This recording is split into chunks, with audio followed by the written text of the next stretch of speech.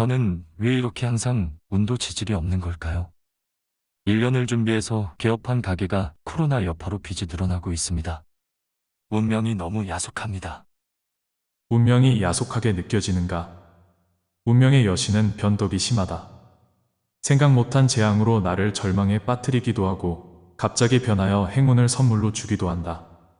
운명은 즐거운 게임이라도 하듯 잔인한 장난을 친다. 그리고 우리가 알아채지 못하도록 우연이란 이름으로 본인의 변덕을 숨긴다.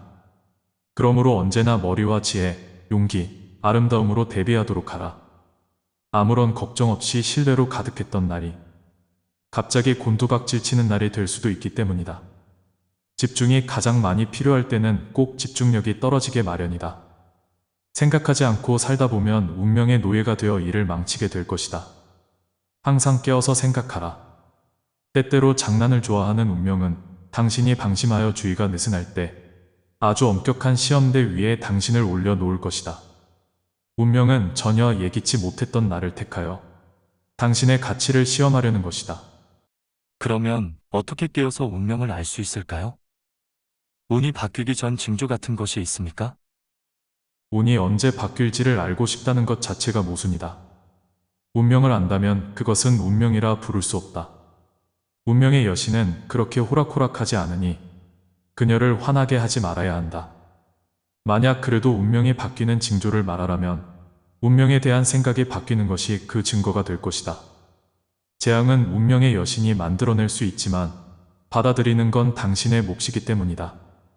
이것이 지혜로운 자의 생각이며 그들에게는 모든 것이 우연이 아니다. 이런 노력은 행복을 만들어줄 수 있다. 어떤 사람들은 태평하게 운명의 여신의 문가에 서서 행복의 문이 열리기만을 기다리고 있다. 하지만 어떤 사람들은 대담하게 앞으로 나아가고자 노력한다. 자신들의 자질과 용기의 날개로 여신에게 날아가 은총을 얻고자 한다. 그러나 조금 더 생각해보면 결국 미덕과 조심성을 갖추는 것 외에는 행복의 길이 없다. 누구나 자신의 지혜로운 만큼 행복하고 자신의 어리석은 만큼 불행하다. 그래도 제 주변에는 별 노력 없이 운이 좋아서 성공한 사람들이 있습니다. 그런 사람을 보면 허탈하고 배가 아픕니다. 그렇다. 항상 운이 좋다고 여겨지는 사람이 있다. 하는 일마다 승승장구하며 남들에게도 손쉽게 인정받는 사람 말이다. 이런 사람들은 얼핏 운으로만 성공한 것 같지만 자신의 인생에서 운명의 흐름을 탈 줄 아는 이들이다. 지혜로운 사람이라도 이들과 대조하여 자신의 운을 비교해 볼 필요가 있다. 왜냐하면 자신의 일하는 방식을 그들과 비교함으로써 운을 자신에게로 끌어오는 방법을 알 수 있기 때문이다.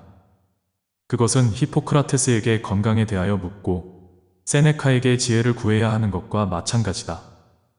운도 묻고 배워야 한다.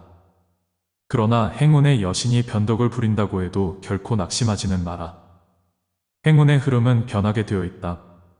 언제나 준비하고 기다리는 자에게 행운의 여신은 돌아오는 법이다. 불행한 시기가 오면 잠시 몸을 피하라. 행운의 여신은 지혜로운 자를 사랑하기 때문에 오래 지나지 않아 돌아와서 환한 미소로 당신을 맞이할 것이다. 그렇다면 성공하는 사람에게는 운을 대하는 기술이 있다는 말씀이군요. 행운의 기술에 대하여 좀 더 알려주십시오. 자신의 행운을 이끌어갈 줄 아는 것은 대단한 기술이다. 물론 행운의 걸음걸이는 불규칙해서 어디로 갈지 알 수 없다.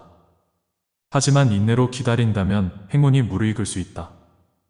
행운에는 때가 있고 기회는 그때에만 찾아오기에 적절한 때를 기다려야 한다.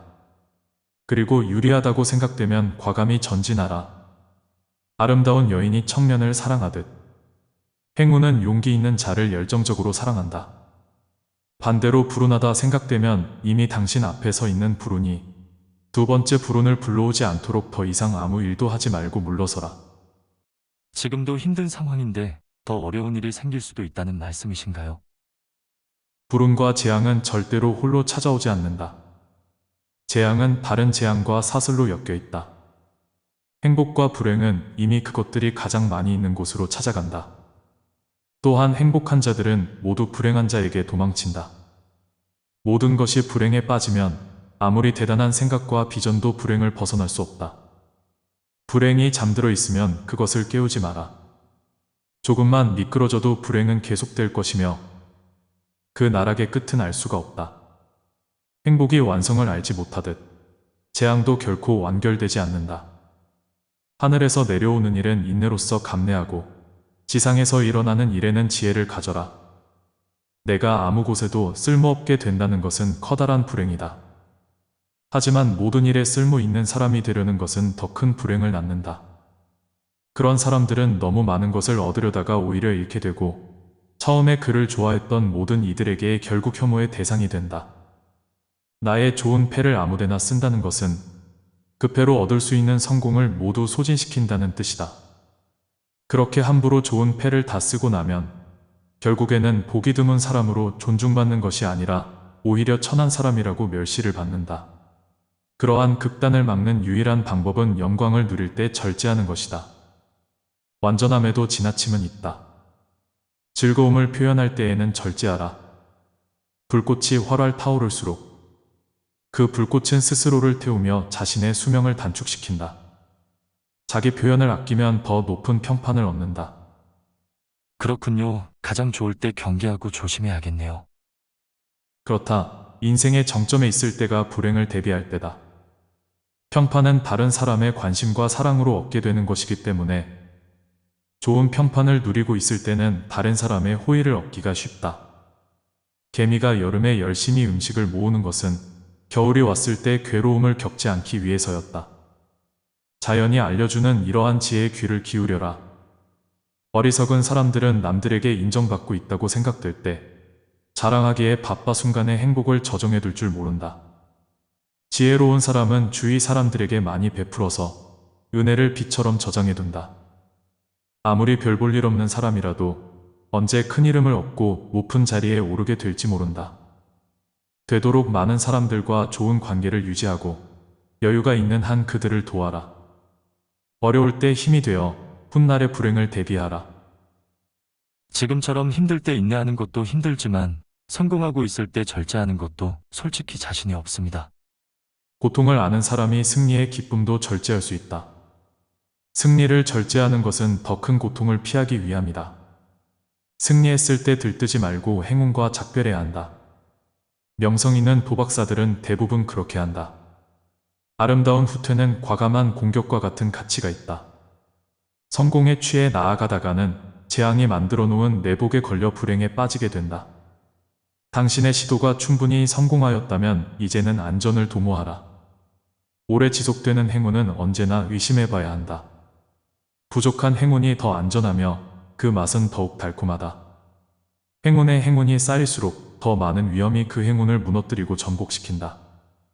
행운의 축복이 커지면 그 지속 시간이 짧아짐으로 다른 균형을 맞춘다. 행운은 한 사람이 오랫동안 어깨에 짊어지고 있으면 지치게 만들기 때문이다. 계속되는 불운도 없고 끝없는 행운도 없는 거군요. 둘의 관계가 복잡하면서도 어렵습니다. 행운의 여신이 사는 신전에는 두 개의 문이 있다. 하나는 기쁨의 문이고 다른 하나는 슬픔의 문이다. 기쁨의 문으로 들어간 사람은 슬픔의 문으로 빠져나와 결코 뒤돌아보지 않는다. 그러나 슬픔의 문으로 들어간 사람은 기쁨의 문으로 나와 다른 행운을 기다리게 된다. 무슨 일이든 가장 중요한 것은 결말이다. 과정이 좋았다고 해서 결과가 좋으리라는 보장은 없다. 지혜로운 사람은 배를 떠나 보낼 때 환영의 목소리에 귀를 기울이지 않고 배가 목적지에 도착했을 때 기쁨을 남들과 나눈다. 유종의 미를 거두는 것은 그만큼 중요하다. 운 좋다는 사람이 순풍을 맞아 돛을 활짝 펴고 출항해도 결국 풍랑을 만나 비극적인 결말로 끝나는 일도 흔하다. 끝이 좋아야 모든 것이 다 좋다. 결국 운명의 여신이 언제 행운을 줄까에 집중하기보다는 겸손하게 어떤 경우든 인내하는 것이 지혜인 듯하네요.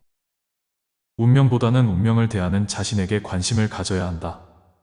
운을 대하는 방법을 알았으니 이제는 너를 바꾸는 방법을 알려주겠다. 인간의 본성과 능력은 7년을 주기로 변화한다. 이러한 변화를 주체적으로 받아들여 자신의 이해와 취향을 발전시키는 계기로 삼아라. 태어나서 7년이 지나면 인간에게는 이성이 생긴다. 그리고 매 7년이 지날 때마다 새로운 능력이 하나씩 부과된다. 이것은 너에게만 일어나는 일이 아니다. 다른 사람에게도 똑같이 성장의 기회가 주어진다. 그러니 서로의 발전을 위해 노력하는 지혜가 필요하다.